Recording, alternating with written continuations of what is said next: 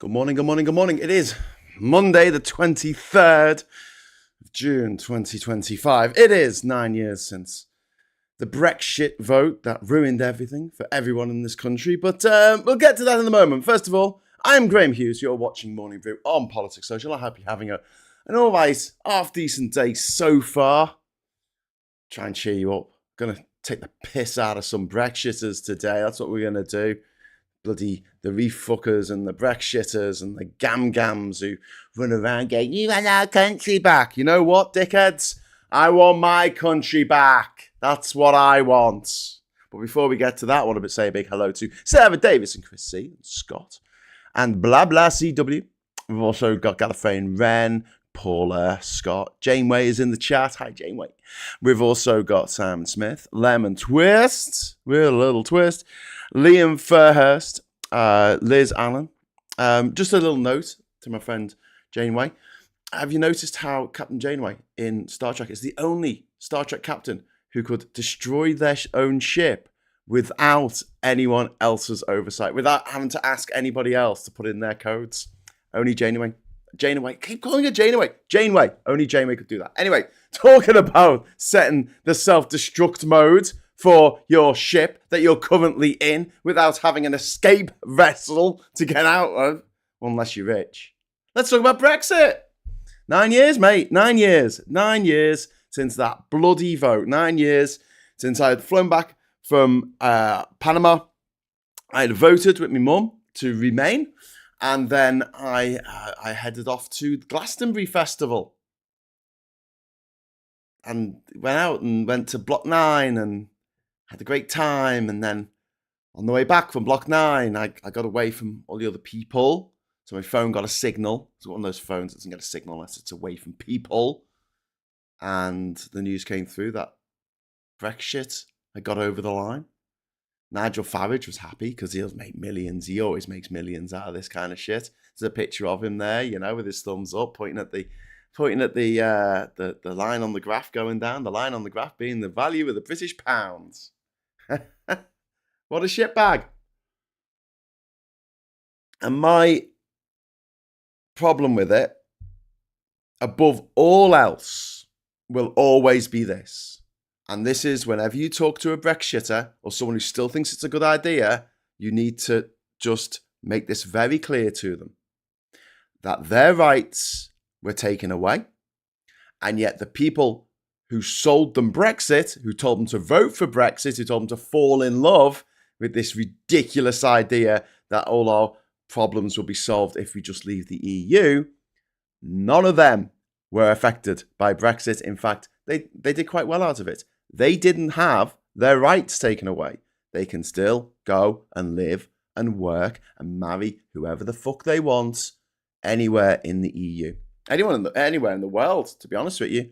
They can afford the visas, the residencia passes, the green cards, the fucking letters of invitation, the legal fees, that they can have the money in their bank account, they can employ themselves and pay themselves X amount of money a month to keep themselves in the country. They can afford to have a foreign spouse in this country, which you've got to be currently earning £29,000 a year, which is a lot of money to most of us. Super chats are open, by the way. Just to have someone who wasn't born in this country as your wife or your husband or your significant other. You don't even have to get married. Just to be with someone from another country in this country, you have to be fucking rich. To go and work somewhere around the EU, you have to be fucking rich. I know there are some exceptions to this, but the majority of people, that's the situation we've been handed. And we've got this male loneliness epidemic. Oh, I'm so lonely. I'm a male. I keep being horrible to women and I don't know why they won't sleep with me. Maybe if I watch more videos telling me how horrible I can be to women, maybe more women will not sleep with me. Yes, I think that will possibly happen, my young friend. But we also have declining birth rates in this country as well. Do you know why? Because people aren't hooking up. They're just not hooking up like they used to. Why? Because the gene pool, the talent pool, has shrunk considerably. There used to be over 500 million people to choose from. Now there's a few million because you could only marry someone from Britain. You can only marry someone who happens to pop out their mum on this rock. On this rock. Here. That's it. Any other rock? No. Any other mountain? No. By any other stream? Nope. Sorry. By any other tree? Nope. Nope. Nope. Nope. Nope. Nope. Sorry, you were born at a misfortunate coordinate of longitude and latitude. And therefore, I may not marry you. The state will not allow it. Nigel fucking Farage will not allow it. Daniel Twatty Hannan will not allow it. Boris Twatty Johnson will not allow it.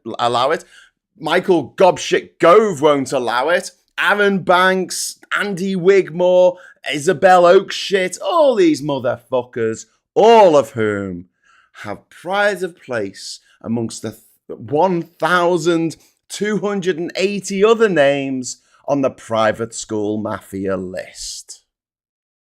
Everyone who told you to vote for Brexit went to private school.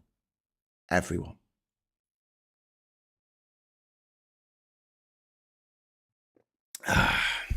Or they had an Irish passport. Isn't that right, Mick Lynch? Yeah, you got that Irish passport, mate. You're sorted, aren't you? You're just sorted. That's great. Thanks for that, Mickey lad. Cheers. It's great, that. Thank you. Irish passport. Tommy 10 names, yeah? He's got a fucking Irish passport as well, hasn't he, the cheesy twat? Yeah? It was always a scam. It was always a scam. We were promised sunlit uplands. And what have we got? Sewage in the rivers and rotting fucking crops. That's not sunlit uplands, mate. So today we're going to tear up the fantasy line by line.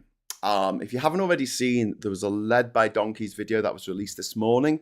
And they projected Daniel Hannan's video that he made in the run-up to the Brexit fraud referendum 9 years ago, saying what life will be like in 2025.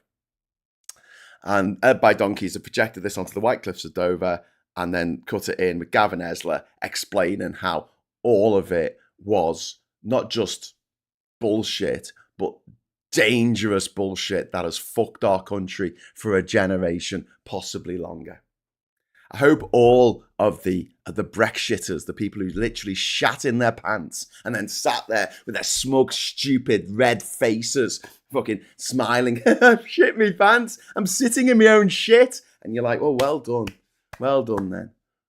But if it was just them, that'd be all right. But they forced the rest of us to shit our pants as well. They put laxatives in the nation's water supply. Everyone in this country shat themselves because of fucking Brexit. And then they're like, I'm not the only one who shat me dax. Aren't I fucking amazing? And yes, there are those like James O'Brien who says, oh, forgive and forget. Oh, it's you know, we should hate the con men and have compassion for the cons. Fuck that, James. Jimmy, fuck that. I know you went to private school as well, mate, and you'll be all right. But the rest of us, no, never forgive, never forget. I'm going to remind people who voted for it, even the ones who did it with the best of I can't even finish that sentence. Nobody did it with the best of intentions. Everyone who voted for Brexit did it to be a cunt. Sorry, I've just demonetised this. Don't give a fuck. To be a one-off demonetised fucking rant. Sorry, never going to forgive you. I don't want to be your friend. It's all right. It's fine. You know, you made a mistake. I'm sure there are other people out there who are more forgiving than I, but nobody can look me in the eye and said that they voted for Brexit for moral reasons. Because if you're that stupid that you thought Boris Johnson was going to give £350 million a week, was it, to the NHS? If you're that dim, I mean, you shouldn't have voted.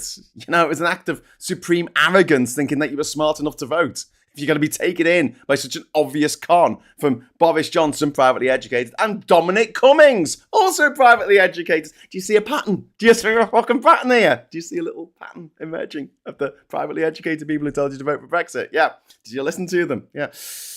Oh dear. And then who did we have? Who did we have fighting it? Who did we have saying you shouldn't Brexit? Two privately educated people. The previous leader of the Labour Party who went to a private prep school, and David Cameron, who went to the same fucking school as fucking Boris Johnson. Man who put his knob in a pig's mouth. For some reason. Apparently. According to Isabel Oakeshott, also privately educated. On a book from Lord Ashcroft, was it? Also privately educated. Fucking hell. Just draw a line straight through all this, can't you? It's almost as though you don't get to do anything in the public eye unless you went to a fucking posh, privileged twat school, a cunt farm. Anyway, so let's see what Hannan said. Let's dig into it. So, Daniel Hannan said, "We will have Independence Day every year." Okay. He said we'll have fireworks all through the summer. In 2025, this is what he predicted. Fucking fireworks. What a twat. What an absolute twat. Well over 50% of the British population think it was a mistake to Brexit.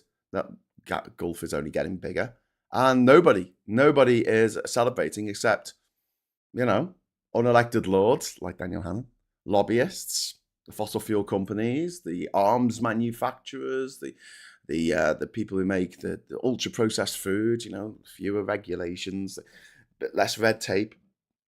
When they say less red tape, right, the water companies just wanted to pump loads of sewage into our rivers, and they knew that while we were part of the EU, they wouldn't be allowed to get away with that.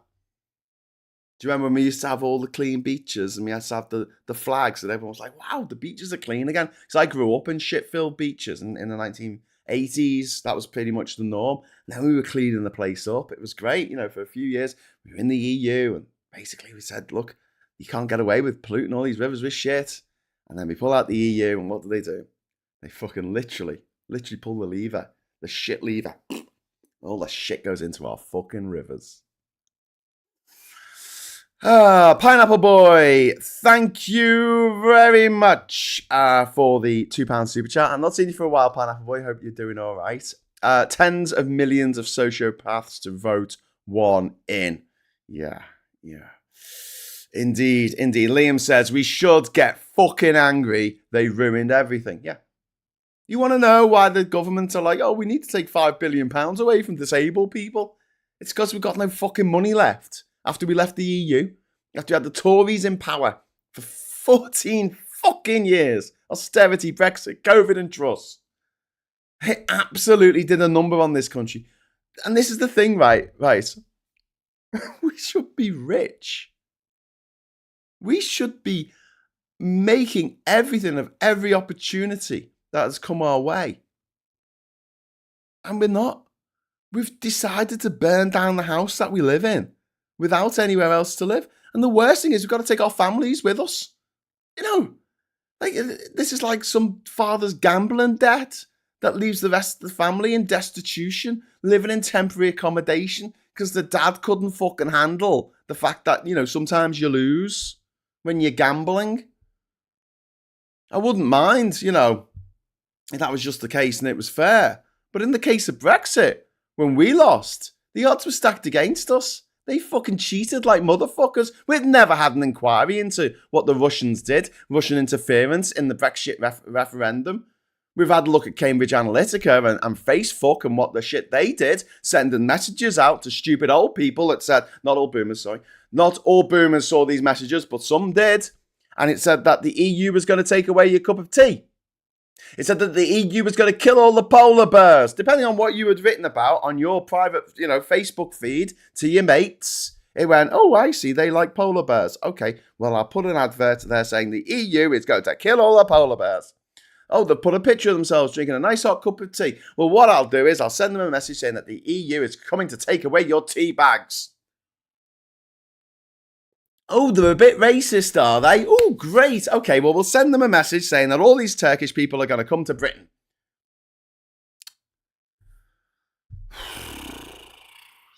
Oh, they don't like war. Oh, okay, because most people don't like war, do they? Okay, we'll send them a message saying that if we stay in the EU, we'll be forced to join an EU army comprising of, 31 other countries that want to be part of, I don't know, some kind of North Atlantic Treaty Organization. Imagine that. Imagine there's like 32 countries in the fucking in this group, and 30 of them are in the Europe. And they agree to share intelligence, and that they can do joint military operations together. What a disgraceful, terrible thing that would be. I mean, for fuck's sake. But yeah. So yeah. What? Oh shit! Sorry, I pressed the wrong button. Independence Day. We're going to celebrate our Independence Day. Independence from what? Independence from fucking being able to marry whoever we want. That doesn't sound like an independence to me. Being independent from being able to work wherever we want. I can't say again, like, I shouldn't be doing this. I should not be doing these shows every morning. First of all, I don't want to be talking about politics, but here I am. Secondly, and you know, I love this. I love having this chat with you. And even if I win the lottery tomorrow, I guess I would still do shows like this. Maybe not as an intent, maybe not with such an intense schedule, but I still like to do this kind of stuff. But I shouldn't be here. I shouldn't be doing this. I should be doing my job as a travel presenter, presenting stuff around Europe. Obviously, I can't get much work in this country because I didn't go to private school, and they only allow people who travel on the TV. It's got to be someone who can already afford to do that. So it makes sense that the license payer has to pay for their jolly to another nice country, and they get to stay in a nice hotel, followed by a crew, and given all the food that they can eat, and it's all very nice. And I think that, you know, considering they all went to private school, they're all very rich to start with, I think it's only fair they should be given a free holiday courtesy of the BBC license fee payer. But, you know, if us staties ever do get to make our own TV show about travel, I think what we'll have to do is we'll have to send them to like somewhere really fucking dangerous, like maybe call the show like Holidays in the Danger Zone or something, and have them go to Iraq and North Korea and Afghanistan and Democratic Republic of Congo and then yeah, Somalia. Yeah, let's do that. Let's do. Or friends, come here. I've got a great idea, right? We allow one lad who went to like a normal comprehensive school, and what we'll do is we'll send him around the world to go and see the 7 wonders of the world, right, the modern wonders, and we'll call it an idiot abroad.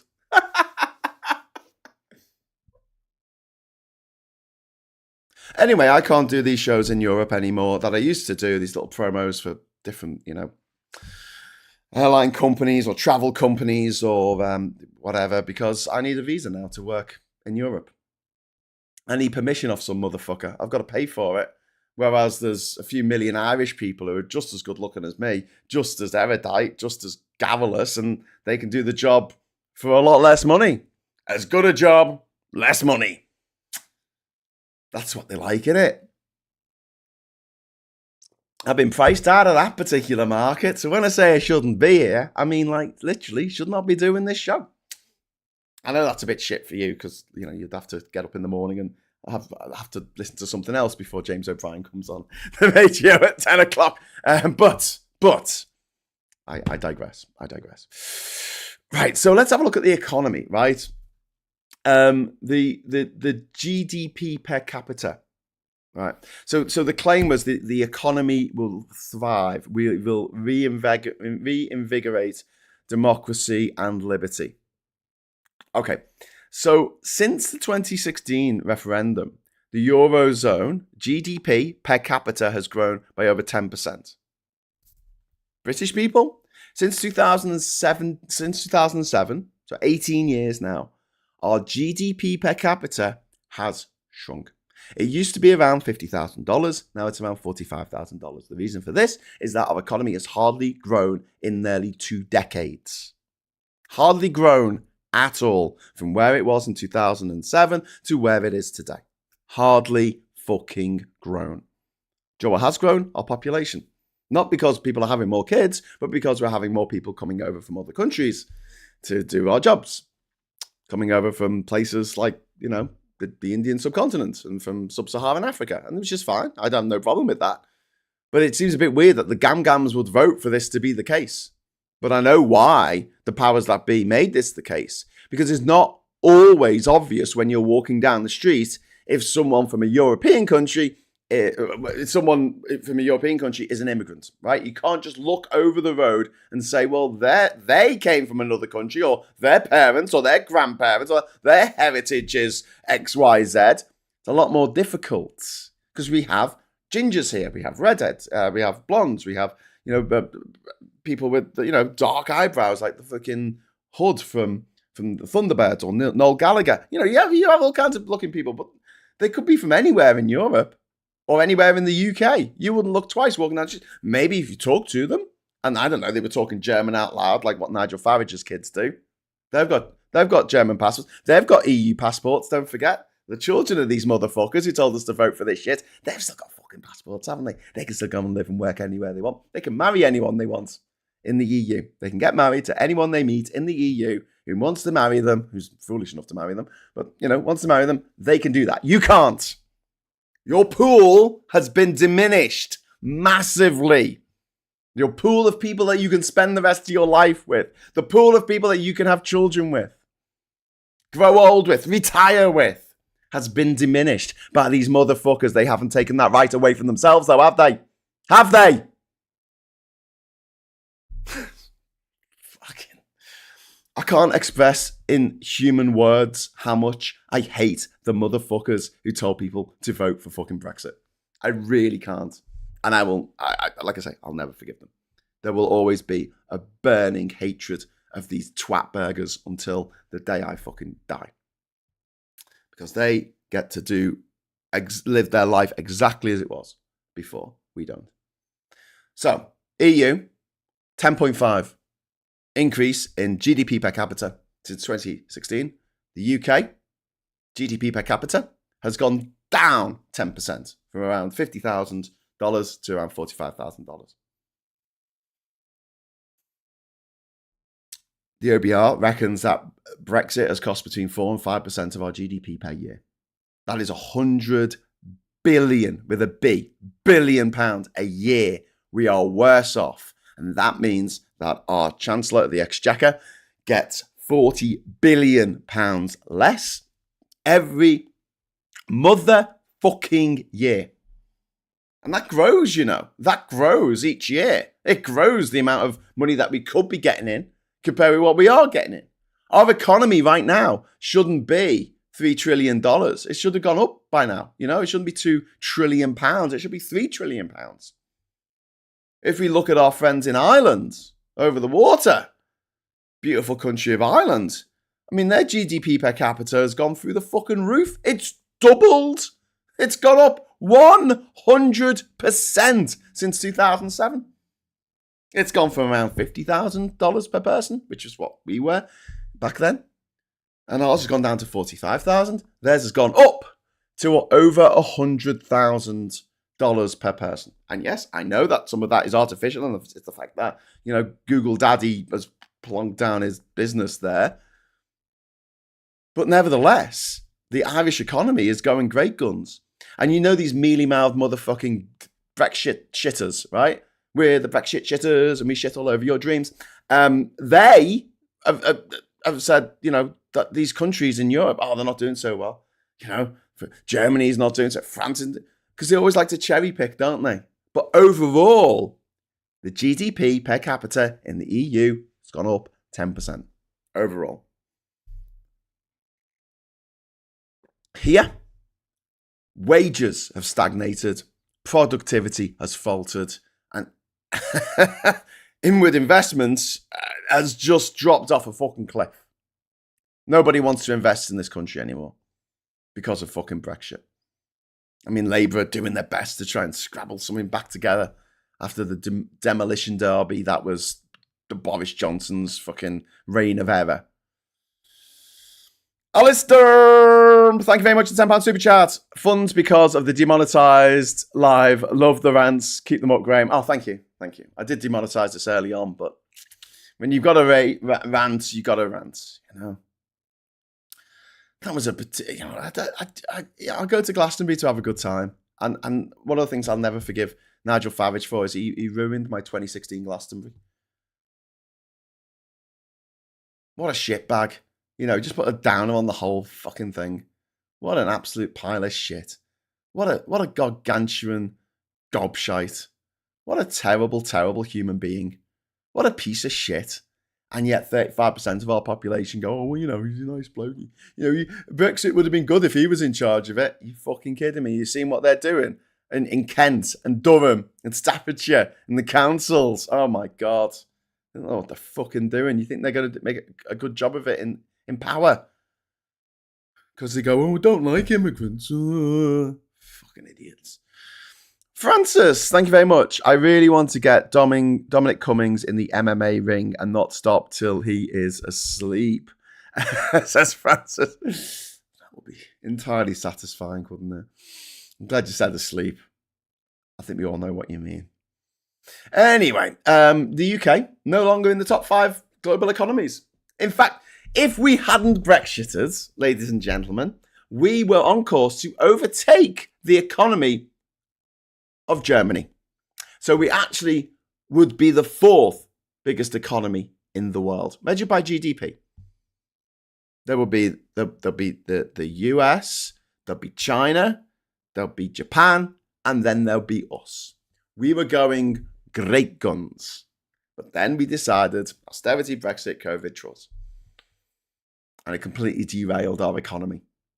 And yet the Tories were still acting like, like these old aristocratic families who live in a big drafty mansion. They don't have the money to upkeep it. They're a bit like that. But they go out and buy themselves a Fabergé fur coat or whatever, whoever make fucking egg-laden fur coats. And they go out and buy this expensive fur coat. And you're like, but you got no money. What are you doing going out and buying that expensive fur coat? And they're like, 700 million on a scheme to deter people from coming over the water in small boats. It's a small price to pay, darling. Well, the roof is literally fucking collapsing in. And one of the other claims made in this Daniel Hannan video, do you know what? I'd show it to you, but I don't want to upset you. I don't want to ruin your day. Bad enough you have to sit here and watch me. I mean, Daniel Hannan, fuck me, what a horrible little toad he is. Little rat man. There's a rumour that his dad, who's like a fucking Peruvian farmer as well, farmer. How did he make all of his money? And there's a rumour going around, and I don't know if it's true. It's probably not, but who cares? The rumour going around is that he helped Nazis escape from Germany at the end of World War II. That's how he made all his money. Like an evil Nicholas Winton. He was like, yeah, come on, my kinder transporter, Hitler and your mates. Come on, Goebbels, Goering, fucking Hess. Come on, get on my fucking train and we'll all go and live the life of Riley in Argentina. So anyway, yeah, he said older industries will revive. Oh, yeah? Coal mines. How are the coal mines doing, Durham? Oh, they're all closed. No coal mines around here. Okay. What other older industries? We'll start making Leyland cars again. Oh, that'd be fucking great, wouldn't it? Make some shit cars. Is it DAF vans that we used to make? DAF? I'm thinking it's DAF. I don't know. They're all a bit shit. Revive those industries. Now, what happened? Toyota closed their fucking factory. They just disinvestment. So they moved the stuff elsewhere. It was cheaper and more effective to make it in another country. Didn't have to worry about things like regulations changing every 5 minutes. As gormless, privately educated politicians who didn't have a fucking clue, just trying to decide, what should we do next? The sad thing is about these fuckers. They're all just muddling through. It's one of the big lies that we're told as kids. It's like adults know what they're doing. They don't. They're just making it up as they go along. These smug-ass parents on the internet going, here's how to raise children. This is what I do when my little ones are being naughty. And I'm like, fuck off. What works for your kids might not work for my kids, might not work for anyone else's kids, And to go on the internet and go, this is the only way. Fuck off. Here's a way that might work. You can say that. I will allow it. But seriously. What? You're going to give parenting advice on the grounds that you're a fucking parent. What, do you want a fucking award? Every fucking person on the planet who's ever had fucking kids is a fucking parent. Doesn't make them a good person, doesn't make them smarter, doesn't make them more fucking understanding of the world's fucking condition. I'm a parent. Fucking breeders. Shut up. If you want to give advice, but don't demand that everyone raise their children the same way. It doesn't work like that. Humans aren't units. Do you know what I mean? Although they would like us to be. Coming out the fucking factories. Anyway, so manufacturing is currently still below 2016 levels. So, older industries will revive, new ones will spring up. This is what Hannan said. Car production has relocated abroad. Nissan has pulled projects. Honda Swindon closed. And exporters have been crushed by red tape and rules of origin cost. And with trade, Hannan said, we'll keep tariff-free trade with the EU. Partial tariff-free trade, but massive fucking increases in customs paperwork. I'll give you an example. One moment, because Anne has kindly dropped a £2 super chat in. Adults are just children who got big. And I couldn't agree with you more. And this isn't a diss to adults. I'm an adult myself, but I'm making up as I go along. And I'm not seeing anyone else who knows any fucking better. And there's another thing as well. It's like people will get very advanced degrees in a particular subject. They'll study a particular subject. That doesn't mean they're good at everything. It doesn't mean they're a fucking polymath. It's not like, oh my God, you Brian Cox, you know all this stuff about the universe. Now, can you paint a picture? Can you sculpt a horse? And you're probably like, no, I can't do that. Why would you ask him for parenting advice? I don't know. He's just trying to make it up as he goes along, the rest of us. Your impression of a rich toff makes me laugh every time, says Darren. Oh, thank you. Thank you very much, Darren. I'm going to set a goal. What time is it? It's 1:30. Right. I'll give you 30 minutes to drop a few super chats in any colour. Actually, I'll make it light blue and higher. What will I do? I'll do a bumper show. Okay. I feel like I've neglected you over the weekend because I didn't do as many shows as I normally do over the weekend. So there you go. If you put 50p in the idiot, I'll continue on past 10 o'clock. Anyway, so where was I about? Yes, the partial tariff-free access now we have to the EU, and small businesses have stopped trading to the EU altogether, and agriculture and fishing industries have been gutted. There was a guy interviewed. He's on the Led by Donkeys video that came out earlier this morning, and he was interviewed in January on GB News, Gammon Box News, the famously liberal outlet. And he's going, he's a fisherman. He's saying, oh, yeah, it's shit. Like, it's shit. Our income has been fucking decimated. Hannan reckoned we'll become the knowledge capital of Europe, but we pulled out of Horizon. Only rejoined recently. Research funding dropped off a cliff. Collaborations were cut off. EU students in this country dropped by 40%. 40% the number of EU students. And universities are losing staff, struggling financially, not least because the Tories both won't allow them to put up, well, three things, okay? First of all, they won't allow them to put up tuition fees, which would be all right if B, they would give more money to universities from central government. But they don't. They've not given them any extra funding. So no extra tuition fees and no extra funding means that these universities completely reliant on people coming from other countries to study in their university because they can charge them through the nose, and that can subsidize the homegrown students, the students from this country, the native students. And then the Tory government said, no, we're going to put a cap on how many students can come from abroad. And the universities were like, what the fuck, man? And then we had the lie about a point-based system will attract the brightest minds. This fucks me off as well. Because what this tough Tory twat, this Lord Daniel Hannan cunt, what he's fucking doing there, my friends, is he's saying, we want for people from Britain to do the shit jobs. And we want all the good jobs, the CEOs, the CTOs, the fun jobs that are paid a lot of money and you don't have to work so hard because they're probably not a real job.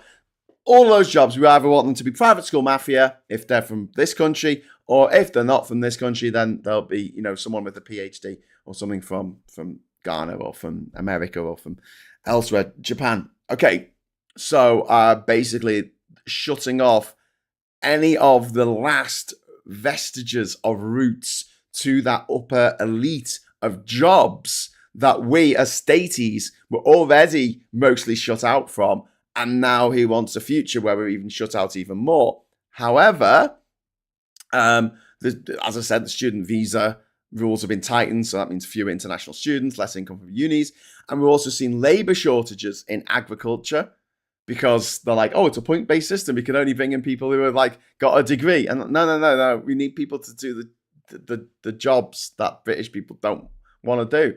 And then you get these rich aristocrats going, oh, British people are so lazy. They just don't want to do these jobs. Yeah, damn right, I don't want to do those jobs. I've got a fucking degree, mate. I've been to every fucking country in the world. What, you think I want to go? You think I want to get up at 5 in the fucking morning and go pick some fucking raspberries? No. But you know what? If someone else wants to do that, if that's a good wage for them to come over here as a seasonal worker, fucking let them. Absolutely let them. But no. We weren't allowed that, Hospitality. You got restaurants closing left, right, and centre, cafes, bars, pubs. Not Wetherspoon's pubs, obviously, because he's done quite well of it. Tim Martin of Wetherspoons, who told you to vote for Brexit, also went to private school, just like James Bamford of JCB, who also went to private school, and Rocco Forte of the Forte Hotel shite fucking chain, also went to private school. They'll be all right. Probably, possibly. I don't know. Maybe. Who cares? You can't put a price on sovereignty. You can put a price on sovereignty. £100 billion a year. That's the price you can put on sovereignty. Fuckers. So, let's move on. NHS and care homes. Really fucking struggling. Net migration is still at record levels. So it doesn't even promise. Brexit doesn't even deliver on the promise it made to racists. It delivers on literally none of the promises.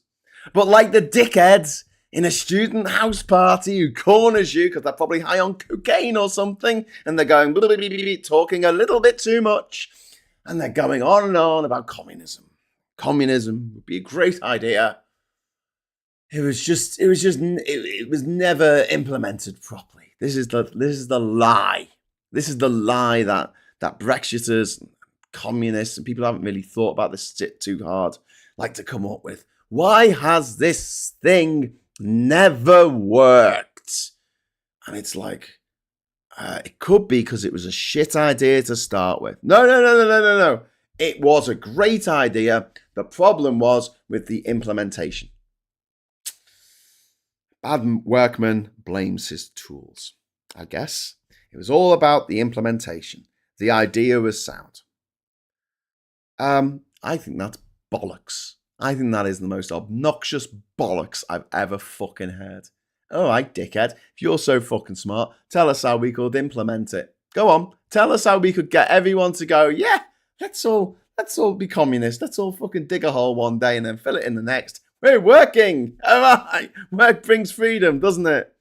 Apparently. Go on, dickhead, tell me how fascism would work if only it was done properly. It was just never done properly. Yeah, go on. Tell us how this Brexit thing. Tell us how it would actually work. Who are we going to trade with? That's where I pull rank and say, come on, name them. Name the countries. Go on. Come on, dickhead. Name the fucking countries that we are going to increase our trade with to the level that it even replicates what we've got with the EU or what we had with the EU. Never mind, exceeds it. Come on, list those fucking countries. And I will tell you when you tell me each and every single motherfucking country in the motherfucking world, because I've been to every motherfucking last one of them, I will tell you why you're full of shit and why we're not going to be able to replicate what we had with the EU, with all the other countries of the world put together. I'll do that. I'll do that for you. I'll do that. Go on. Fucking name a fucking country. Jesus Christ. Oh, America. We've got to get a deal with. We've got to get a really good deal with America. Yeah. Got to get a really good deal with China. We got a really good deal with India. It's worth 0.04% of our GDP over like 30 fucking years or something. Yay. I mean, we could have that in addition to our membership of the EU, but we chose not to go down that route. Wow, wow, wee wow. Financial services. So the claim was that London would boom. This is what Daniel Hannan says in this video he released in 2016, saying what life would be like in 2025. Today, he was saying what life would be like, and he was wrong on every single fucking point he made. But this is my favourite, right? London will boom as the EU over-regulates. You know, we leave it to the market. The market is very pure and beautiful and moral. The market is God. The market is Jesus. The market is Mary and Joseph and the wee donkey. It's a beautiful, incredible thing that will always do the right thing, no matter what the circumstances. 7,000 jobs in the city have gone, and £1.3 trillion in assets have been taken out of London. 1.3 trillion. Okay? And I've given this analogy before. I will give it again. Get a £50 note. I've never seen a new £50 note, but apparently, you know, they're quite sexy. Right, so get a £50 note, put another £50 note on top of it, and another one on top of that, and another one on top of that.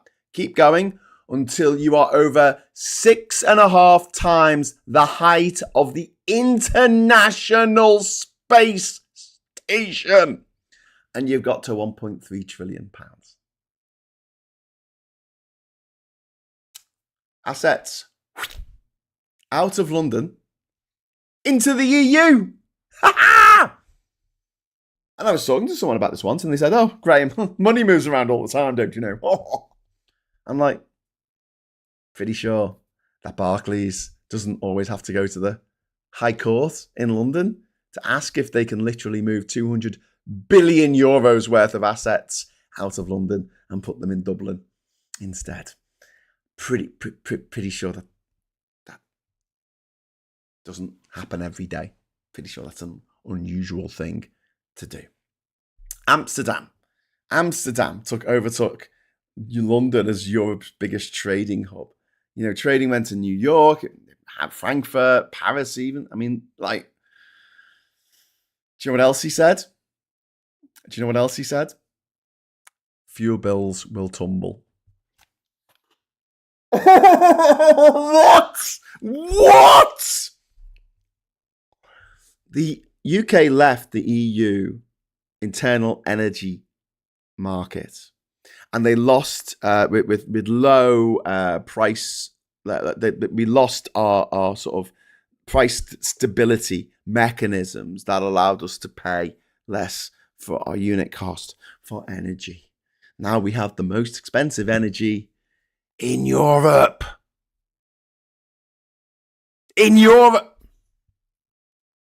He said fuel bills will tumble, and they have gone up into space. They've gone 6.5 times higher than the fucking International Space Station, my friends. He also claimed that the art market will thrive. We will ditch EU bans on herbal fucking remedies. Don't get me started on herbal remedies. Do you know who likes herbal remedies? Eugenicists. That's who like them. Because they know that when people, the weak, get diseases, you know, when they get ill, when they get COVID, when they get cancer, if you tell them to take herbal remedies, there's a much, much greater chance they'll fucking die. Which suits them because these motherfuckers are eugenicists. Okay, but anyway, the art market will thrive. We'll ditch EU bans on herbal remedies. So let's have a look at what's happened, right? I have a good friend in a popular beat combo that you might have heard of. And last time I saw him, we were having a chat, we were playing cards, and exploding kittens actually. And we were talking about what it's like being in a band these days. And even though this is a band that have had #1 hit singles and albums, they're like, he was like, it's so that being in a band is not what it used to be. Not just because of Spotify giving you 0.00016 of a fucking penny every time someone plays your fucking music. I know I'm mixing up my decimal with my fractions. Never mind.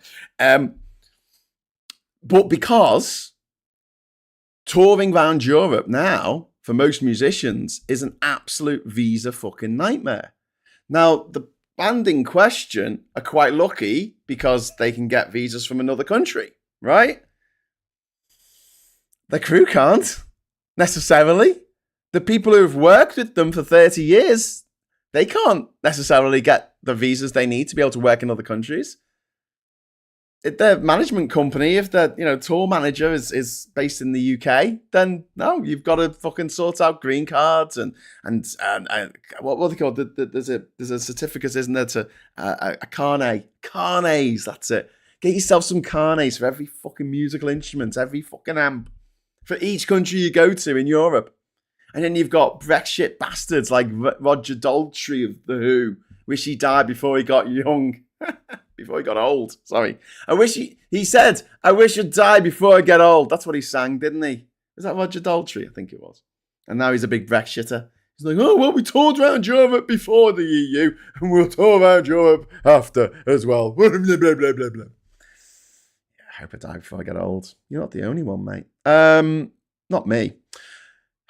Umke, thank you very much for the €10. I always love getting euros on a show. We're talking about the EU. That's cool. The UK did not need truth about EU and its membership. Unfortunately, people wanted their fish and sovereignty, whatever it meant. It turned out the British superiority delusion has a bitter taste. It does. You're absolutely right, Umke. You are not wrong. And thank you very much for the super chat. Renewables, the only way energy prices drop, says Paula. You're absolutely right. Well, also, we have to uncouple ourselves from this price mechanism that puts the unit price for energy on the highest commodity, which is whatever the most expensive commodity is, which at the moment is gas. It's not going to get any cheaper when those fucking liquid natural gas fucking what are they called? Tanker ships. So, can't get from Qatar over to the UK because the Strait of Hormuz is been fucking blockaded by the Iranian military. Anyway, artists have also have been excluded from EU grants. Grant funding was huge when I was a young buck. We could get shit done. We could get money from the EU for our band or for our competition or for our artwork or for our installations. We could get money from the EU. Can't anymore. The entire live event sector has been crippled. We've seen the price of tickets go through the fucking roof. It was normal to pay £6 to go and see a gig. Now it's 60 quid. That's fairly normal. And yeah, I mean, Hoxton is not the world's software capital, despite what, Daniel Hannan thought would happen. And this one about, we'll be free, said Hannan, to make our own laws. Oh, okay. What laws have we made? What laws did the Tories bring in? The Rwanda deportation scheme cost the best part of £1 billion. The crackdown on protests. Oh, thanks for that. Anti-strike legislation, clamping down on workers' rights. Wouldn't be allowed if we were still in the EU, but here we go. All homegrown authoritarianism that would not have been possible had we not left the EU. Cheers for that, Mick Lynch. Cheers, Mick. Dickhead. Mick the prick. It's just 'cause it's Monday, says Veg Pie. Thank you very much for the £2 super chat. It's very kind of you. We've got 3 super chats come in. Need a few more. We've got 10 minutes. Well, I'll deactivate. Power down at 10 o'clock. Put up the test card. Anyway, so who benefited? Who benefited from this Brexit that Daniel Hannan and his mates lied about? Well, Daniel Hannan is now Lord Hannan. £375 per day. Plus Expenses, unelected for life in our House of Lords. 375 fucking pounds per fucking day, paid for by the taxpayer. Honestly, if I made that kind of money, I would be so fucking happy. The shit I could do with that. You got to understand, like, I have made so much stuff in my life and done so much stuff on a fucking shoestring. Didn't matter what it was, whether traveling to every country in the world or making short films or going to Ukraine or doing whatever, you know, I've done it on an absolute fucking shoestring. And these posh, rich motherfuckers who are already millionaires, I'm having to pay £375 a day for them to maybe attend in the House of Lords, to sit there and fall asleep on the fucking red benches of the House of fucking Lords.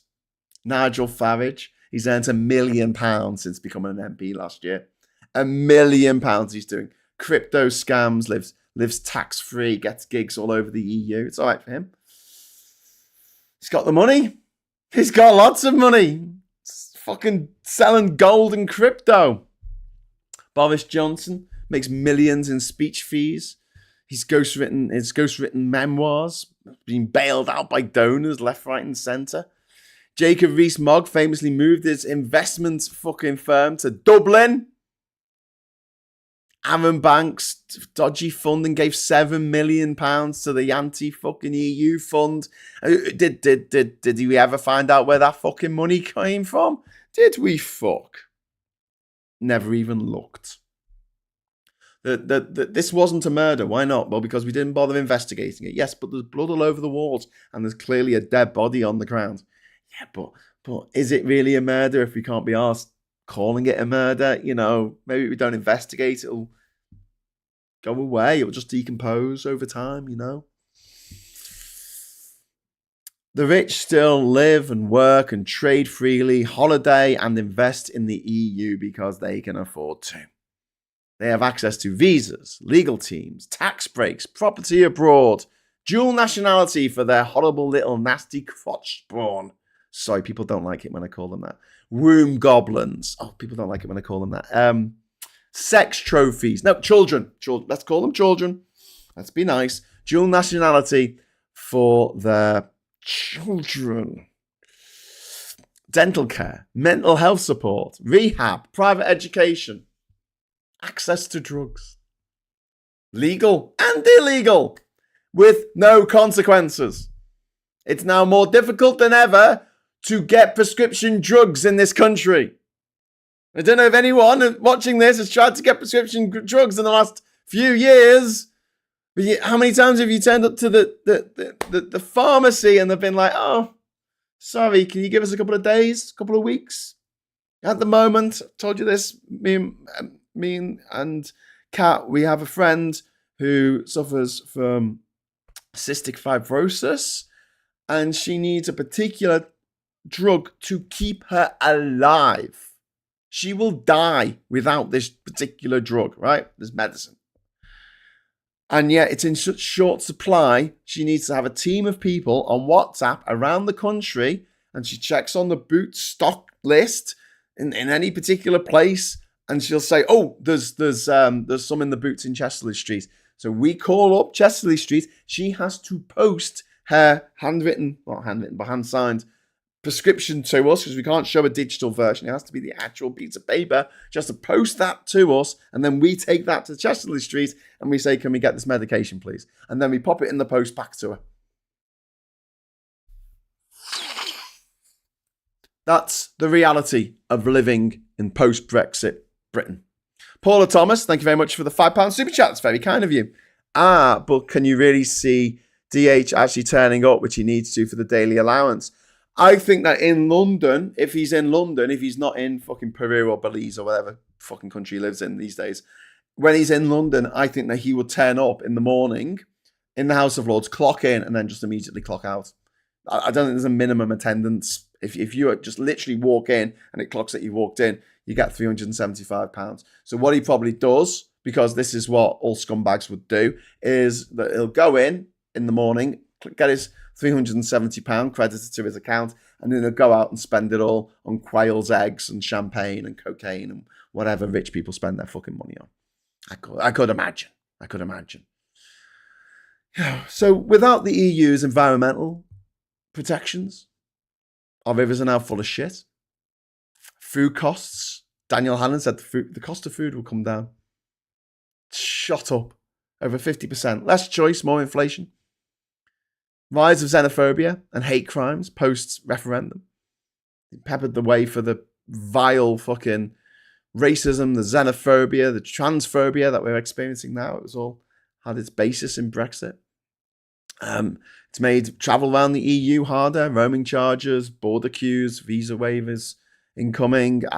Also the fact that if you have property in Europe, you can now only spend 90 days out of every 180 at that property. And don't forget, Schengen is the whole of the country. You know, like, this is the thing. So when I lived in Panama, right, I didn't really technically live in Panama. What I would do, you get 6 months in your passport. Thank you very much.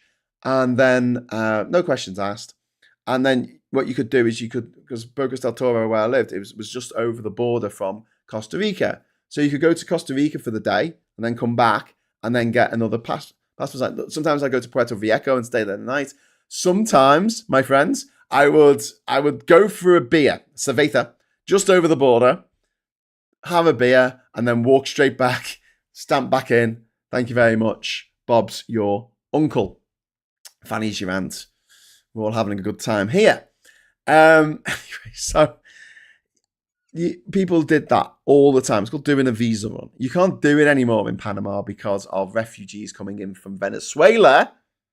So when a state goes tits up, it does have knock-on effects with other states nearby.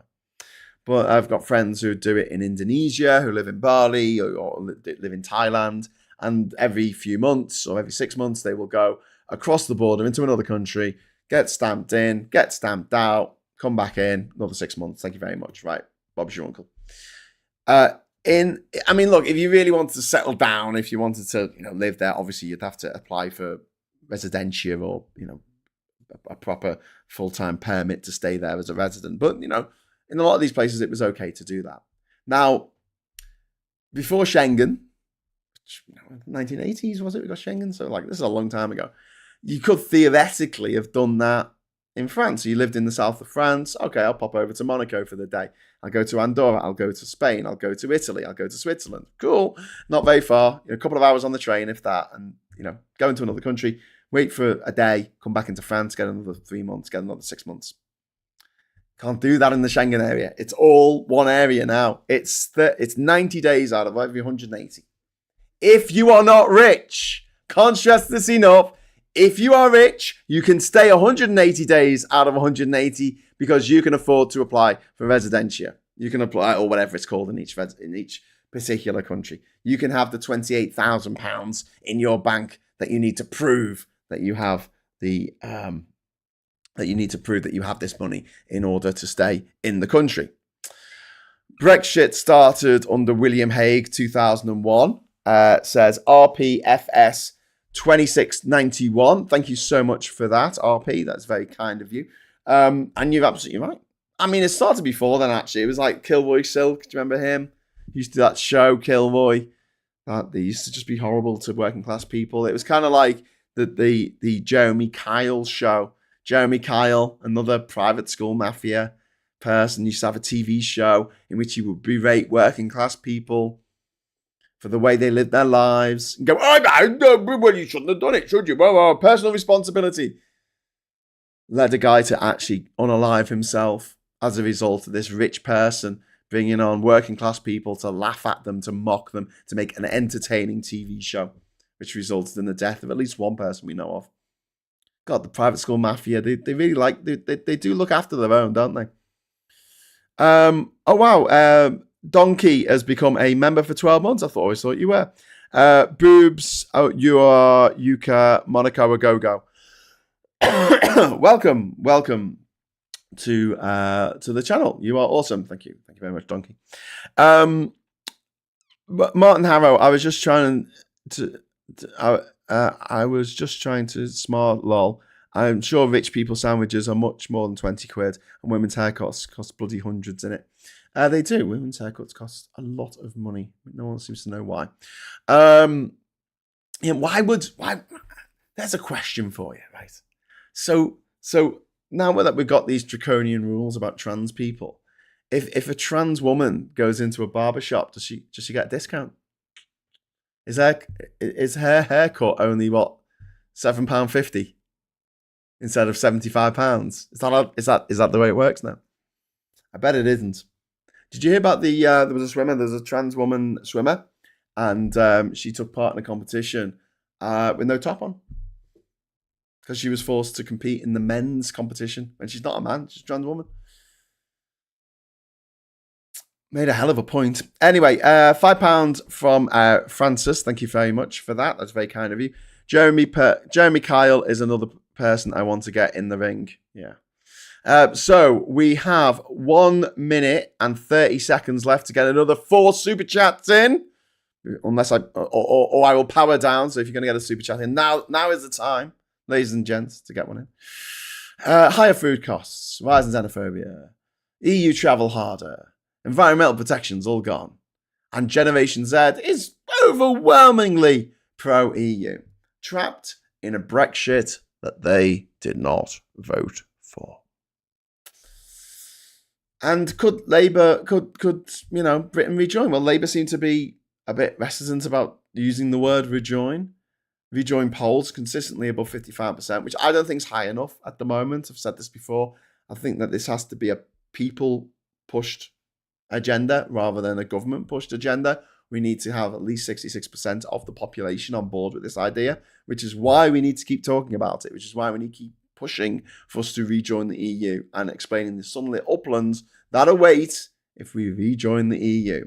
It won't be easy, but it starts with telling the truth about what we've lost. Hey, how's about that for an idea? How's about we tell the truth for a change, just for once? Alistair, thank you very much for the £2 super chat. Woo, woo, woo. Alistair just gave a super chat there. And Plum Duff, thank you so much for the £20 super chat. That is very, very kind of you. Graham Top Geezer, thank you so much, Plum Duff, for that. Lay on, Plum Duff. So the time has run out. We only got 8 super chats. However, thanks to Plum Duff. Oh, and Alistair has just dropped another £2 in. So we got 9. But Plum Duff gave 20 quid. So I'm going to keep going. Yes. You put 50p in, the idiot. Thank you. My MP is one of the 4 who were too young to vote 9 years ago, says Brighton and Hove, actually. Yeah. Joanna says, I solved the hair cost problem. I don't bother. It reaches a max length and then that's it. Oh, cool. Pete says, the truth hurts. Christopher says, Britain would like to rejoin, but our government can't give Orban that power unless we are assured the rest of the EU will shout him down. Well, Orban's got to go as well. I mean, look, it's a whole nother episode of this where I talk about what mechanisms need to fall into place in order for us to rejoin. But this was just all I wanted to talk about this morning, basically, was 9 years on, the Brexiters were wrong about everything. Absolutely everything that they promised turned into ash in their mouths. The working class were conned and abandoned. Rejoining isn't just about economics, but obviously it would help our economy massively if we rejoined, but it's also about dignity, solidarity, and above all, freedom. They have taken our freedom. Do you remember Braveheart? Remember that movie where they got the Australian guy, the Australian wife beater racist, to play the hero of Scotland, the guy with the Wallace Memorial Monument thing. What the Wallace Monument is named after. In Stirling. Is it in Stirling? I think it's in Stirling. I've been there. I should remember. Anyway, he says, they may take our lives, but they'll never take our freedom. What do you think freedom of movement is? And we allowed these rich, tough, aristocratic, inbred motherfuckers to take those freedoms away from us. And we said thank you. As a country, we were like, great, awesome, thank you. Thank you so much for taking those nasty freedoms away from us. We didn't want them. We just wanted shit in our rivers and higher prices for everything. We want the price of a pint of beer to go through the fucking roof. Hey, there's a cure for alcoholism. Make it too expensive. Saz, thank you very much for the £2 super chat. That's very kind. Donkey, too early for me to. Good writing and acting works better with more coffee, says Donkey. I could do with some more coffee, actually. I think at best reform we'll get is a few more seats. We need a proper fuck off campaign against refuck. We need to just get the knives out and make refuck the most unpopular group of gobshites in the world. Make a big thing about them being stupid and ugly. Don't join the stupid ugly party. I get my hair hacked short every 3-4 months for easy maintenance. Cost has gone up again, says Anne Phillips.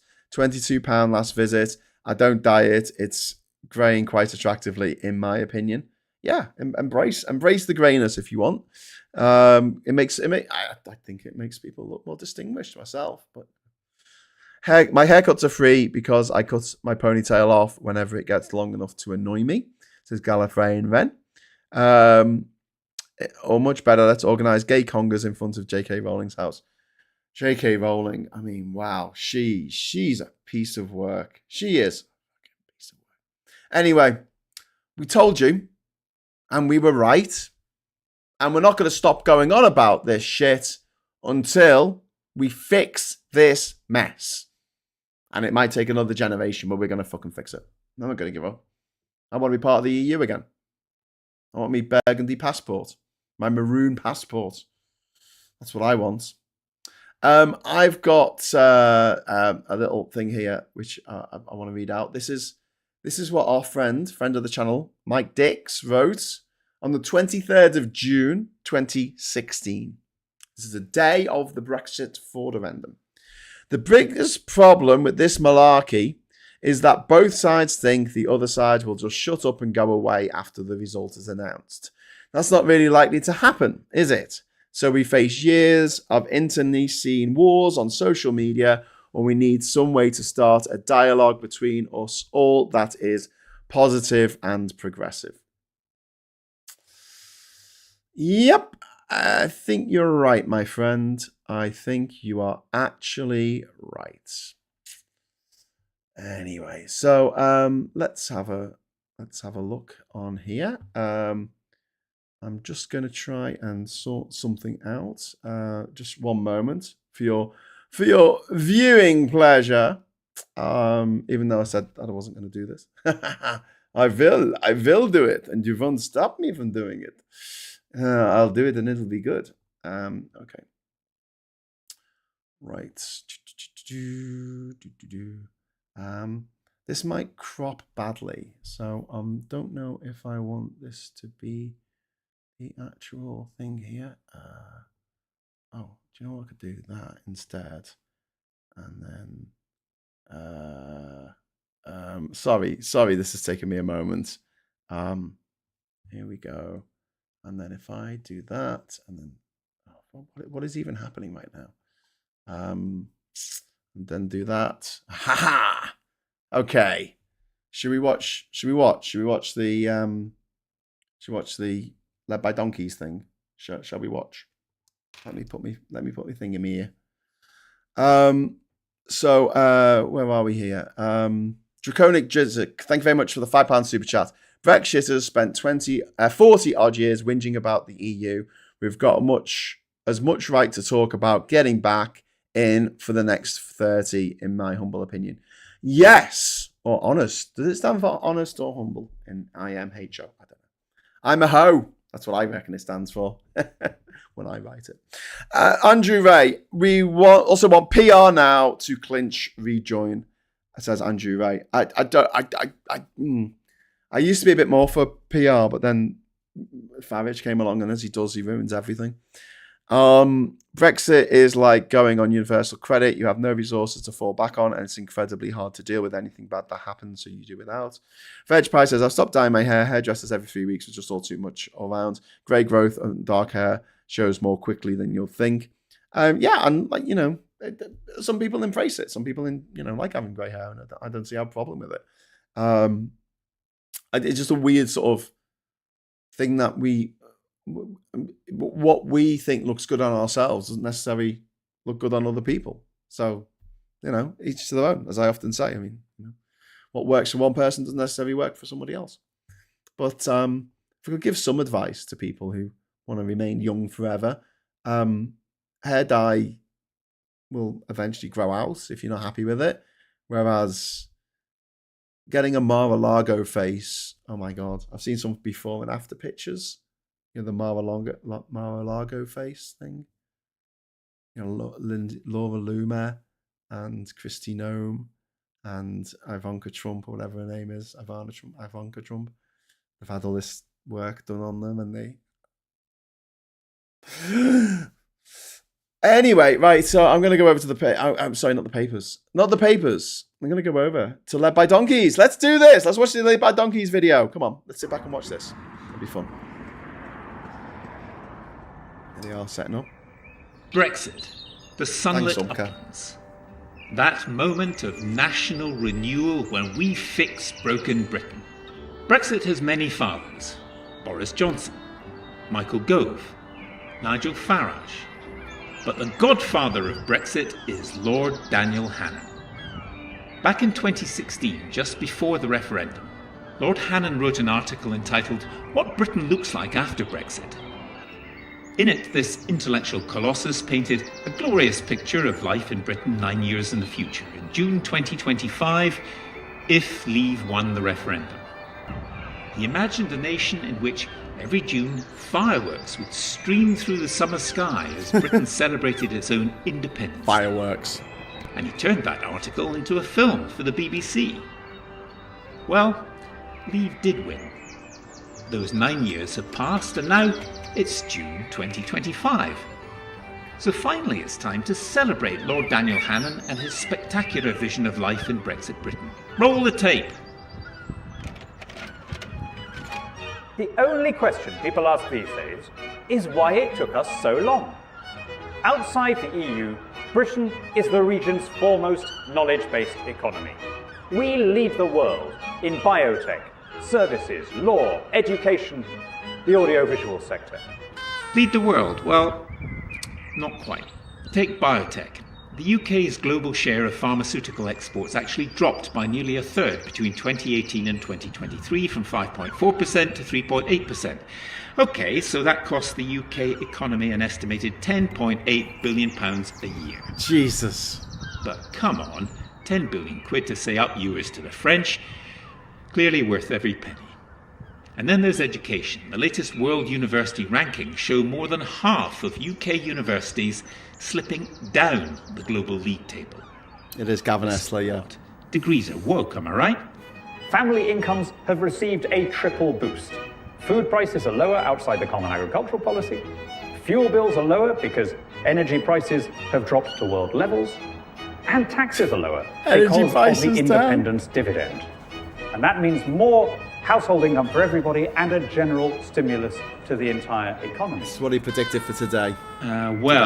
Obviously food prices have risen 40% since Lord Hannan made his 40%. Prediction. And the average gas and electricity bill has risen 52%. And the UK tax take is now at the highest level in 70 years. But at least our passports are blue. Outside the EU's clinical trials directive, we're again at the forefront of medical research. Okay, so UK clinical trials have actually decreased by 8% per year since 2017. But the Union Jack flies over the Palace of Westminster, although it always did anyway. Outside the downright malicious rules on pensions, equity and insurance, our financial services are booming, not only in London, but in Edinburgh, Leeds and Birmingham.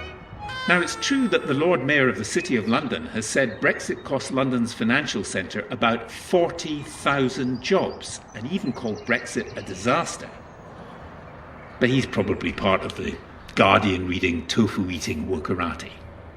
Our fishing grounds have once again become a great renewable resource. Okay, let's actually hear from a fisherman. Here's what one of them told GB News earlier this year. I was a right, Brexiteer. Thank you. It's been a bit of a disaster. In what way? In the main, legislation, red tape, documentation is just 100-fold of what it used to be. Bloody Ramona. And our older industries have revived too. Our farmers, always more innovative than their continental rivals, are exporting all over the world. Now, obviously, British food exports to the EU have fallen by £3 billion a year since Brexit. And then there was that Farmers Weekly survey in 2023 that showed that 69% of British farmers viewed Brexit negatively, and 70% felt that the UK should at least rejoin the European single market. Well, what do farmers know about farming, eh? So come on, everybody, let's celebrate the greatness in Brexit Britain in June 2025. Forget not these fathers of Brexit and their words. Let us pop a cork and may fireworks stream through the summer sky to honour the heroically shit predictive powers of Lord Daniel Hannan.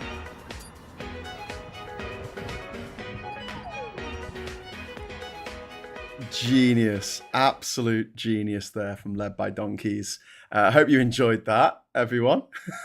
I mean, Jesus Christ. Oh, wow. They put it so much better than I could. Gavin Esler there doing the narration. Thanks very much to Umka. Tea or coffee, keep going. It's coffee. It's coffee with... Oh, wow. Oh, that's got a bit of caramel flavouring in. Thanks, Kat. How amazing is that? Unka says tea or coffee, keep going, and then in the super chat, and then tea or coffee. You know what? It is a good life. It is a good life. Umka, thank you very much for the £5 super chat. It's a pity. Somehow Brits feel inferior to those who speak with RP. Posh can spill any old shit out of their mouth, and the plebs will eat it with the full spoon. Yeah, you're absolutely right. If you just talk with a kind of received pronunciation or some kind of like strained version of it, people think that you seriously know what you're talking about. Whereas if you talk in your normal Scouse accent, then people think that you're talking a load of shit. Think that you're full of it. Think that you got ideas above your station, don't they? That you should stay in your lane. Fuckers. It's not the Union Jack, says Leapshin in capital letters. That's flown out the sea. We fly the Union flag on land. Yeah, but I like calling it the Union Jack. It's technically not the Stars and Stripes or Old Glory or the Star Spangled Banner. Sorry, I don't mean to move that hand movement. When I say spangled, it just makes me think. Anyway, it's just a nickname. It's just a nickname. They give a thing. It happens, People give shit nicknames, and the nickname for our flag is the Union Jack. And you could think of the whole of the UK as being, a sort of a big ship in the middle of the ocean, big rocky ship in the middle of the ocean. But look, I hate the fact that the Union Jack or Union flag has been co-opted by the right-wing gobshites, because just aesthetically speaking, I think it's a really fucking cool design. As far as flags go, it shits from a great height on a lot of other flags. I mean, obviously you got the flag of South Africa, which is awesome, and the new flag of Libya, which I fucking love, the new flag of South Sudan, some of the newer flags that have come out in recent years, fucking incredible. Really great flags. They've put a lot of time and effort into it. But the flags we got in the 60s and 70s, oh, mate, what? How did you think that was going to stand the test of time? Why would you put that colour next to that colour next to that colour? Are you on drugs? Oh, it's the 1970s, yeah. Probably. Union flag is just a Saint banner, actually, Graham says. Alice Sturm. Yep. I mean, it's you've got a banner, you've got a standard, you've got a flag. They're all slightly different things. The flag of Saudi Arabia can't be flown at half-mast because it's not a flag. Yep. There you go. And Plum says, remember all those killed by Trump and Israel. Love to all the innocent victims. Yeah, I agree. And Sarah says something that is true. She says, Welsh flag is better. I've said it before, we have a dragon. Yeah. The only thing that could possibly improve the Union Jack, and it's the reason why I don't think it could improve it, because I think it would make it too busy. But the Welsh flag has a motherfucking dragon on it, right? You can't fight. You can't. I'm sorry. You can try and fight me on this, but that's the coolest fucking thing. Bhutan, Wales, dragons on flags. Yeah. Check out my flag. It's got a dragon on it. Motherfuckers. Which is good. So those of you who weren't watching yesterday, this is my woke as fuck flag. It's going to be flying at Glastonbury. I've got my flagpole there. A 6-meter flagpole. It's like it's hiding our house. It's going to be awesome. So look out for it. The only flag I respect is the trans flag, says Gallifreyan Men. That's fair enough. The trans colour Union Jack looks good. Hey, yeah, Elle, maybe that could be my flag for Glastonbury in 2027. There's no Glastonbury next year. I could get the Union Jack and I'll do it in the trans colours. Looks fucking cool. As you remember, there was a cricket competition. I don't know which one it was. Maybe the World Cup or something of cricket, and we were playing Jamaica. And it was the Union Jack in Jamaican colours. It was an advert for Channel 4. And it looks so fucking cool. Jamaica's got a really cool flag. That's an excellent flag. Graham, your flag is awesome. Thank you. Love the Aussie accent. Was I doing an Aussie accent? Was I? When I do my Aussie accent, I go up at the end of my sentences as though I'm asking a question. Because they always sound like they're asking a question. Even when they're making a statement. As you cross the border into Scotland, you are welcomed by a lovely sign saying welcome to Scotland. As you cross the border into England, you are met with an unkept sign that says England, says Chrissy. You're absolutely right. I love the facts with really fun. Yeah, I could do fun with flags if you want me to. Hell yes, woke Spitfire. I know. It was this was an idea that was come up with. I don't know. I think it was a meme. I don't know if Mike came up with it on his own, but someone did a Spitfire in the Pride colours, and I was like, that is just the best way. That is just absolutely the best way to enrage the gammon, because Spitfires are their favourite thing. So we took it one stage further and we used the progressive Pride flag that has all the it has the trans inclusivity there as well. And I really love the fact that the circle on the progressive Pride flag is on the wingtip there, not the wingtip, the back, the tail fin of the plane. And the lovely little detail is that I'm actually flying it. It's a little Trumpton version of me with my hat and my glasses and my beard. Good. Just Googled if the Saudi Arabian flag is indeed a flag. It can't be flown at half-mast due to its religious significance. Yeah.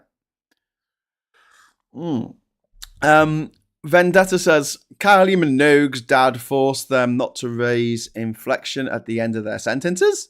They do it in California as well. In a Californian accent, you can pick that out from other accents in America. In fact, California has quite a unique accent in the same way that sort of Bostonian, New Jersey, New York accent is very, that's definitely, hey, I'm walking here, very nasal.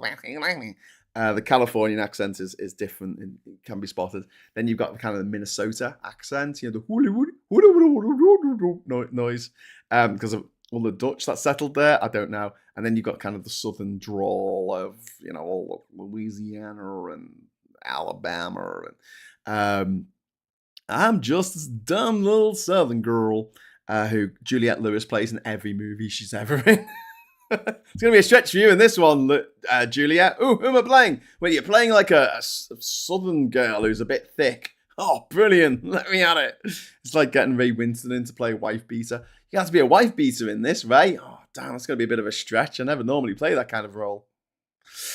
Anyway, I love accents as Trip. Yes, I love them too. I love the fact that if I'm in Liverpool and I go just like a little bit to me left, I not only get a whole new accent, get a whole new language. It's all Welsh. Fucking brilliant. And if I just go a little bit to me right, it's like Manchester accent, which is very different from the Scouse accent. And it's not even that far. It's like half an hour on the train in either direction. You got a completely different accent, completely different language in Wales. I love that. It's a real joy about being British and something that I really appreciate. And then within Wales itself, you've got the North Wales accent, which is different from the South Wales accent. In Scotland, the Glaswegian accent is very different from the Edinburgh accent. And then you get up to Aberdeen, Dundee. I mean, it changes like wherever you are. And then you've got some crazy accents up in like the Orkney Islands and stuff like that. Again, it's different. I think it's incredible. Here in Durham, I believe the accent is not Geordie. It's a bit different. It's a modified Geordie. It's called Pitmatic. Pitmatic accent. Umka, thank you very much. Is the California accent not the one for Mahoney? Yeah. I did like what Arnie said the other week, I know he's a fucking Republican and all that, but he doesn't support Trump, so that's good. But he was saying how we need to stop being such a bunch of pussies about the what's happened with the climate. Like, we need to just go at it like fucking crazy and just make people fucking listen to us when it comes to the climate and stop pussyfooting around and stop making excuses. And what we really need to stop doing is when people say, is this current heat wave caused by climate change? You say, yes. You don't say, well, we haven't got all the data in yet, and obviously taking in a lot of different factors. Sorry, no, shut up, stop. Just say yes. Just say yes, this is absolutely caused by climate change. Because then you put the person who they brought into the studio to say that climate change isn't real on the back foot. Because they've got to try and prove that it's not climate change. Because then they have to say, well, actually, I don't think it is climate change because we have natural cycles. And say, well, actually, it's getting hotter and hotter. And you can see here on the graph that it's getting hotter all over the world. And doesn't that make sense? Because we had all this carbon under the ground. We took it, we brought it above the ground. We burnt it. And then where do you think the gas goes from that? Where do you think the carbon dioxide goes from the stuff that was in the ground? The carbon buried in the ground. We took it out the ground. We burnt it. Where do you think it goes? Anyway, accents topics exists in all countries, Germany, France, Spain. Yeah, that's true. Blue Badger, the most manly Spitfires in World War II were pink. They flew in broad daylight with no guns, only a really fancy camera while being shot at, lol. You can hear the mank in Liverpool and vice versa. How dare you, Vendetta? You take that back. I would happily make dog bandanas with Graham's LGBTQ plus Spitfire printed on them. It's not my Spitfire. I'm flying it, but Mike Dix designed this. He's done it as a 3D model as well, so he can turn it around to any angle. And he's actually got his own version that doesn't have me flying it. It's got like, I think it's either him or it's the mayor of Trumpton or something flying it. So yeah, maybe we can make some merchandise. What do you reckon? Merch? Should we do some merch, everyone? Would everyone like would you like a Spitfire mug? It's got like the woke Spitfire on it. The woke fire. I was right. I'm a Gog, North Wallian. Wish as Welsh speaking as you make out, Graham. Not everyone in Wales can speak Welsh. The first recorded author, here we go. This is from Amy Walker. The first recorded author N.H. Duana, from the 23rd century BCE, referenced trans people in a poem to the Sumerian goddess Iana. So trans people were literally the subject of the first literature. Lol. Yeah. Gilgamesh. Gilgamesh was probably gay. One of the oldest stories of all time. Like, he went into the underworld to retrieve his male lover. Woke merch, fuck yeah, says Anne. Graham t-shirt would be great. Okay, I'll let me just make a note and I'll add that to our store. Spitfire t-shirts and mugs, bandana. I've written banana. I meant to write bandana, and I've written banana. Oh well, never mind. Put a D in there. It's all good. I wish Kerbal had the tools for painting planes like that. I'd love to make my fleet woke. That would be so cool. Imagine if you actually had a Spitfire. You know, people collect this stuff. Like you restore the Spitfire and you put it into those colours, and then like flew it over refuck. I have the equipment to produce t-shirts and hoodies and use a good printer. Cool. No, you can do it by a fucking, what's it called? It used to be called string vest or something. What was it called? T-spring, but now it's just called Spring. There you go. That's a thought. Lol, says Jam. Anyway, where were we? Oh, we haven't done the paper review. Should we quickly do the paper review? I know it's past, so I'll let you go in a moment. You can get on with your day, but we will quickly do the paper review. Boom, boom, boom. Here we go. Trump pushes Middle East to the brink. This is a really, really bad resolution picture there on the front cover. Operation Midnight Hammer. Iran vows everlasting consequences and threatens to close the Strait of Hormuz, which could send oil prices soaring. If only you knew someone, you know, some cool, chill, you know, Scouse ginger person who may have done a big thing yesterday about what Iran might do next, and actually made a big thing about showing you the Strait of Hormuz and why it was so strategically important. If only you knew someone who did that yesterday before they decided to do exactly what I said I thought they would do. Happy birthday, D-Day hero Don. D-Day Don celebrates his 100th birthday in style. Well done. Well done, Don, you dodecahedron. Starmer warns of escalation risk as UK terror threat rises. So Keir Starmer has warned the Middle East crisis could spread after Donald Trump ordered US blitz on Iran's nuclear program. Yes, it most certainly could.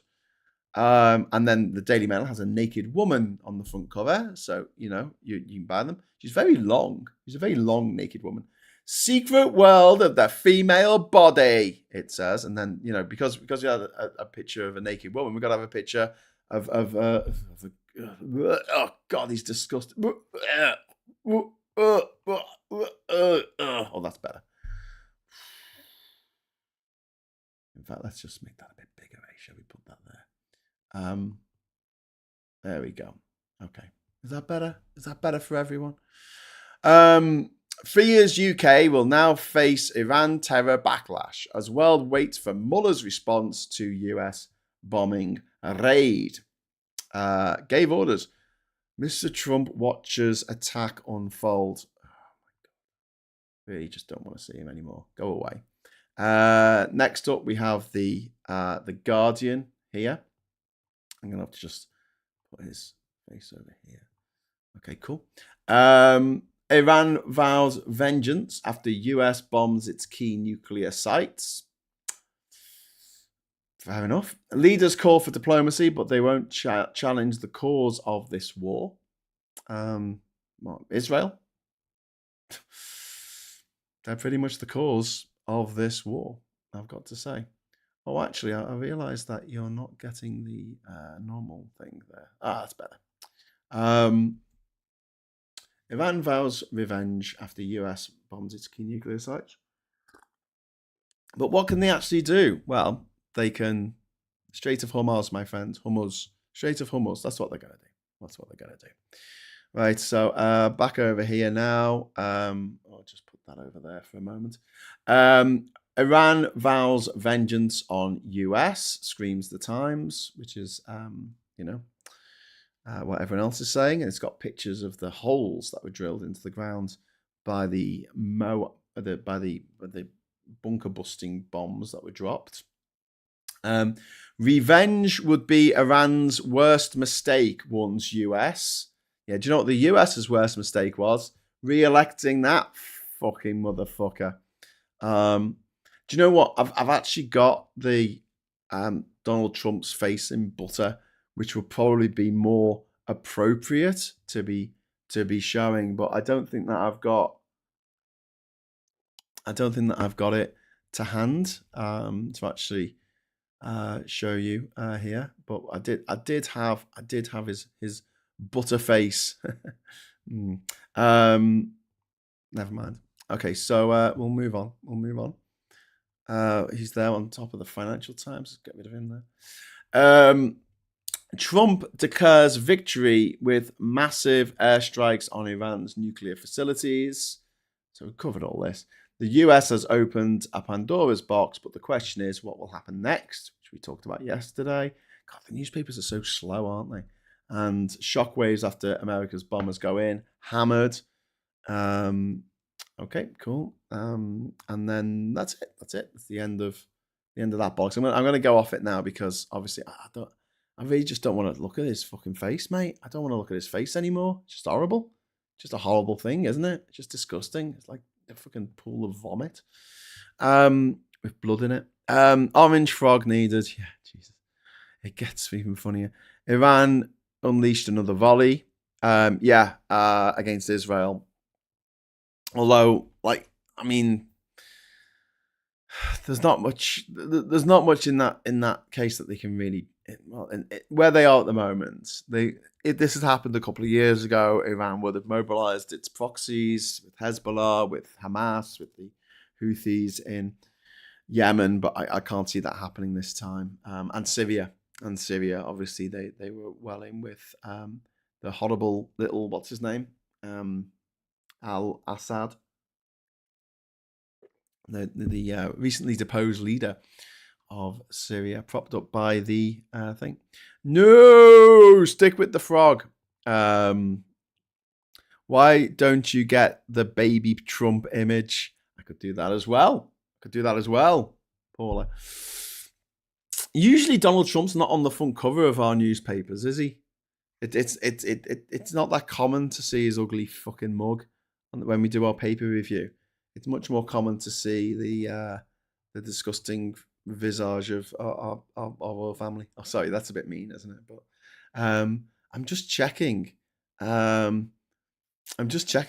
Edmonds is on the front cover of one of the newspapers. That's the guy who's turned 100. We've got. We have. There's. I'm sorry about this, but there is actually there's another couple of papers that I didn't actually show. But what I'll do is I'll put the frog face over just before we go over to it. Here we go. So this is the Mirror, and saying stop now. Starmer leading calls for calm after blitz on nuke sites.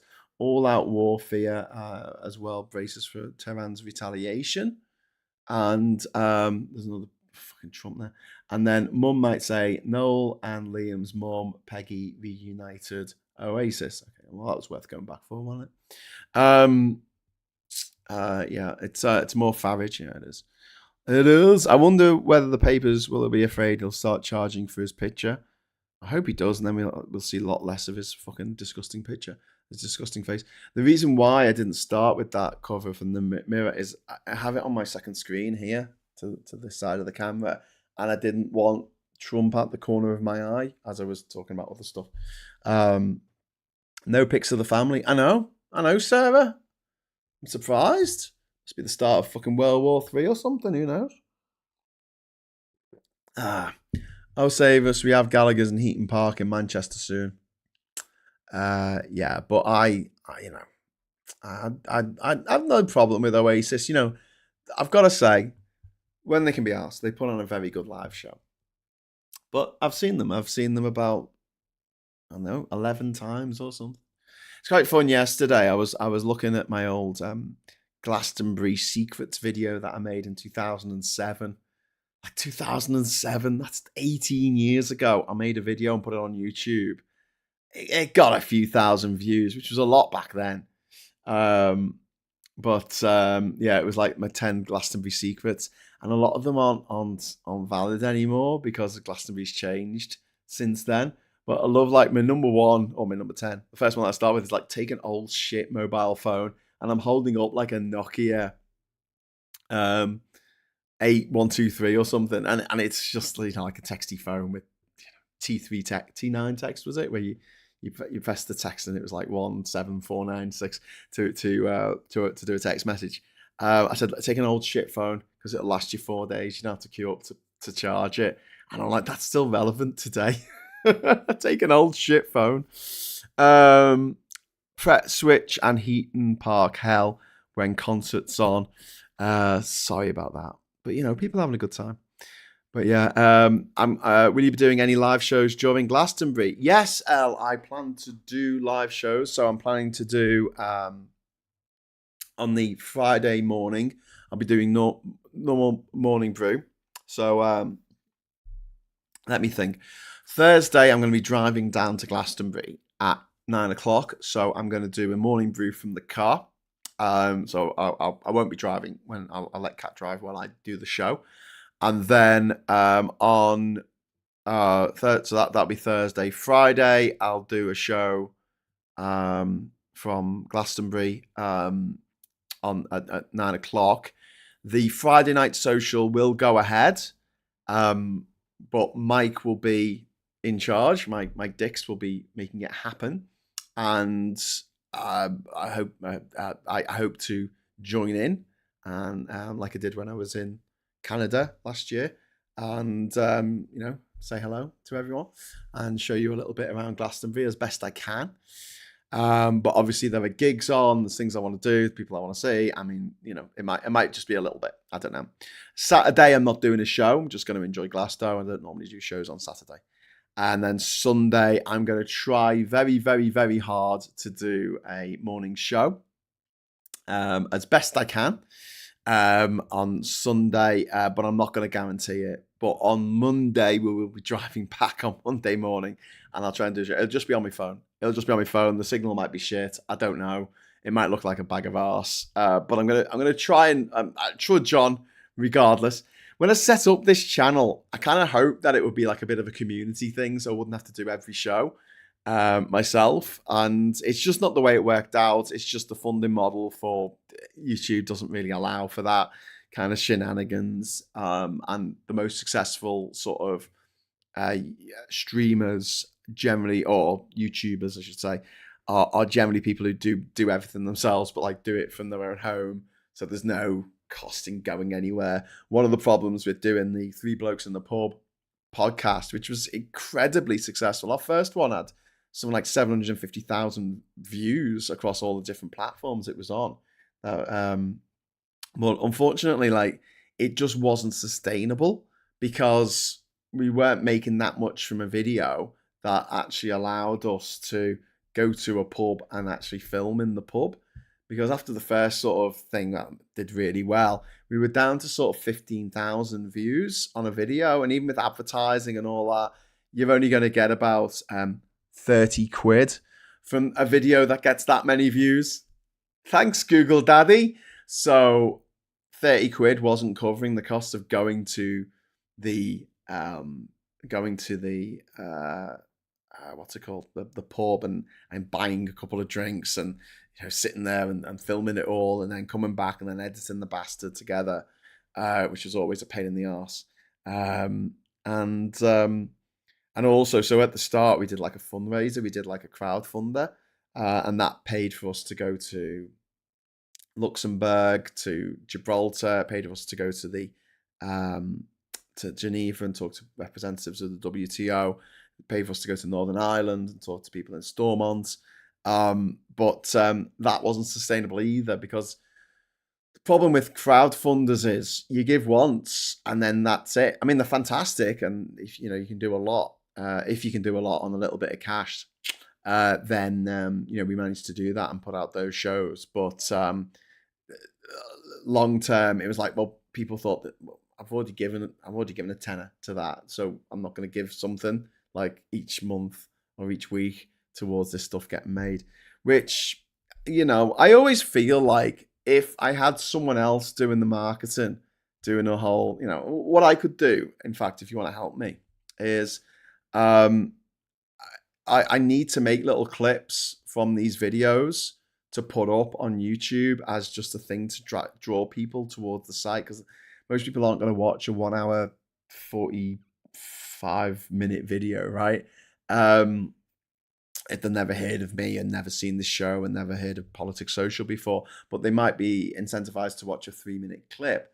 But after doing the show, the last thing I want to do is trawl through what I've said and find the good bit of what I said, because my judgment on that might be a little bit impaired. It might not be actually a good bit. So what you could do if you want to do me an absolute fucking solid, if there was a bit of this show going forward, any show that you thought was really good, comment in the comments, not in the chat, but in the comments afterwards, say, you know, my favorite bit was, and put in the time like 33:07, and say that bit was good. And that allows me to then just go to, there's a clippings thing in YouTube that allows you to clip up longer form videos like this into shorter videos. I can just go into that, clip it up, and then put it out. Because at the moment, when I want to do that, up till recently when they brought in this clipping thing, what I had to do was I had to wait till the video was downloadable, which will take several hours. So it could be the afternoon before it was downloadable off my own channel, then download it, and then, you know, upload the bit that I wanted, edit it together in Adobe Premiere, and then upload it, which took fucking ages, and it was just a big ball ache. And I just ended up not doing it because I've got a lot on. So yeah, if you fancy doing that for me, I'd really appreciate it. Nice tool, thank you very much. At least Glasgow, countryside.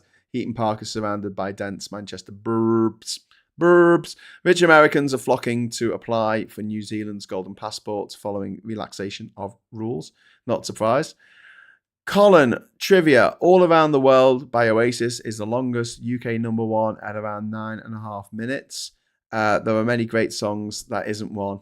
That was their proper foray into just ripping off the Beatles, wasn't it? Then they do a video and it was like Yellow Submarine.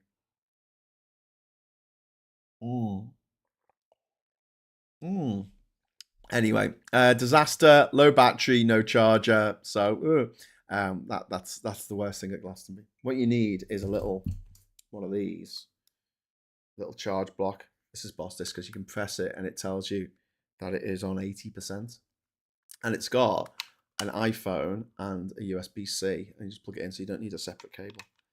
I got this in Bocas del Toro in Panama. It's probably not legal in Britain. In fact, yeah, it doesn't have a CE mark on it.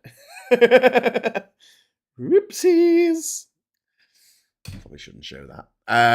Glastonbury near me, but never been. It's a nightmare to get tickets. It's an absolute nightmare to get tickets. I feel very, very fortunate to have got tickets this time round. And I can't bear to watch Glastonbury when it's on the telly. I get too upset.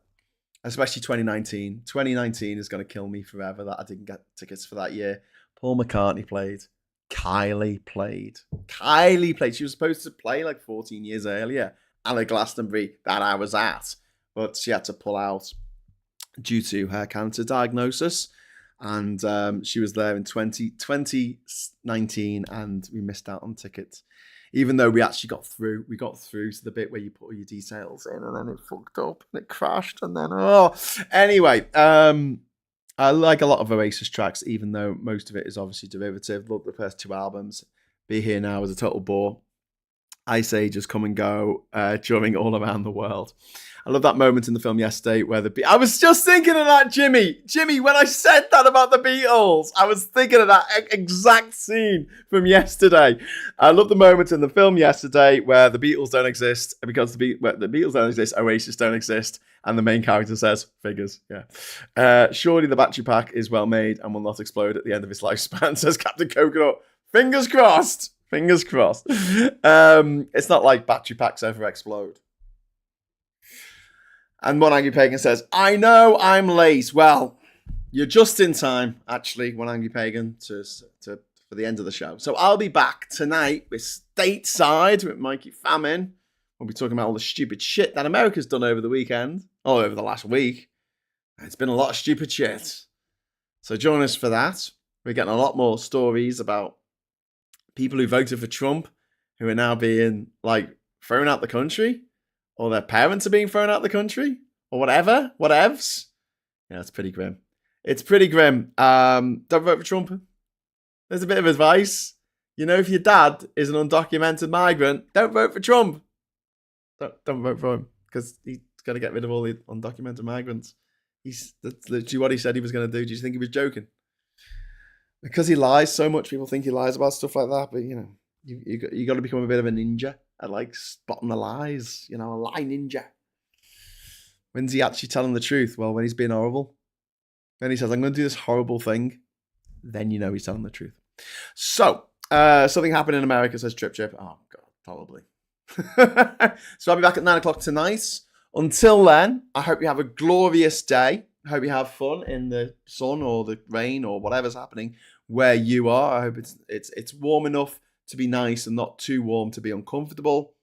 And I hope that you have a great day. Like, seriously, like, you know, just have a good time. Do what you want to do. Live.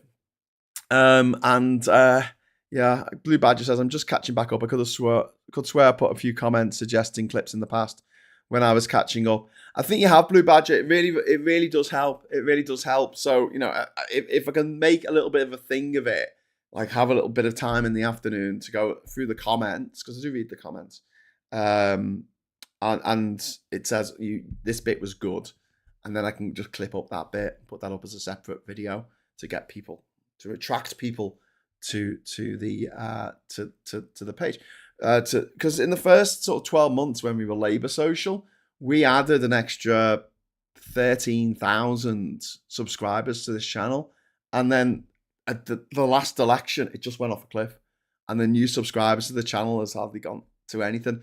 Which, you know what, it's fine in a way, because we've got this gang together, and, you know, sometimes we get some new people coming in, but generally speaking, you know, we all know each other. We all see the familiar names coming up, and it's good. It means that there's minimal arguments in the chat. We don't really get trolls on this channel, which is refreshing. But at the same time, I would like our little group to just expand a little bit, because I think that we have some really cool people on this channel who have a lot to say and a lot of wisdom to impart. And I think that it's something that could reach a wider audience. It just needs a little bit of a kick up the arse in order to get there. Okay, so I'm going to head off now. Thank you so much for watching. Thank you for the chat. Thank you for the super chats. Give us a like on the way out, please. Should we have a look at the like metrics? The like metrics, the metrics of the likes. So according to my metrics, we have 150 viewers, and we have only 112 likes. So can we get a few more likes in? Just hit the thumb. Just hit the thumb. Say you liked it, and then I'll leave you to it. So until 9 o'clock tonight, or 9 o'clock tomorrow morning, if you're going to wait till then to watch Morning Brew. Thanks for watching. Hello, good evening, welcome, and goodbye. Here's a like.